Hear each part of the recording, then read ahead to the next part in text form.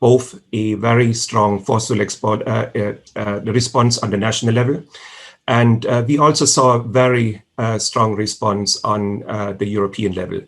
Certainly on the ECB side, with very highly accommodative monetary policy, but also on the European Union side with a number of packages which were implemented in order to support the individual countries.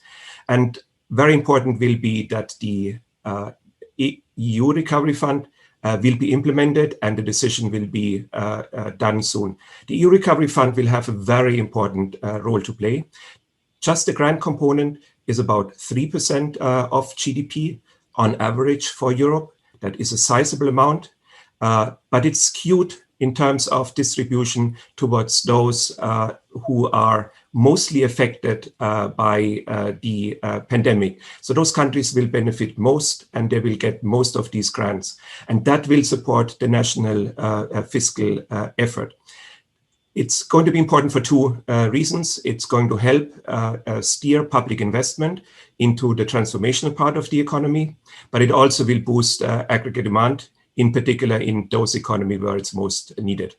Now, when you talk about the fiscal response, going alongside that is the huge amount of spending that governments have introduced this year. And hand in hand with that, we've seen a massive widening of budget deficits. Now, this isn't the first time it's happened. It's certainly not the first time it's happened in Europe. But post the financial crisis, post the European sovereign crisis, the IMF were quite vocal and adamant that European countries needed to bring their deficits back in order again. And they were quite determined for that to be the trajectory of Eurozone.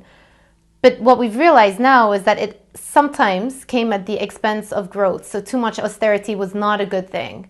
Has the IMF thinking evolved in that space? What we saw is that the lessons have been learned from the great financial crisis. The response on the policy side was swift and sizable.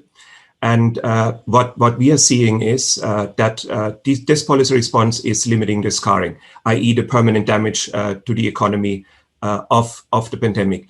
And that is so important because it will preserve medium-term growth. And that medium-term growth will also help in terms of the debt servicing capacity of the economies. And our advice right now is keep this policy response going. Budget deficits will be high this year. They will still be high next year.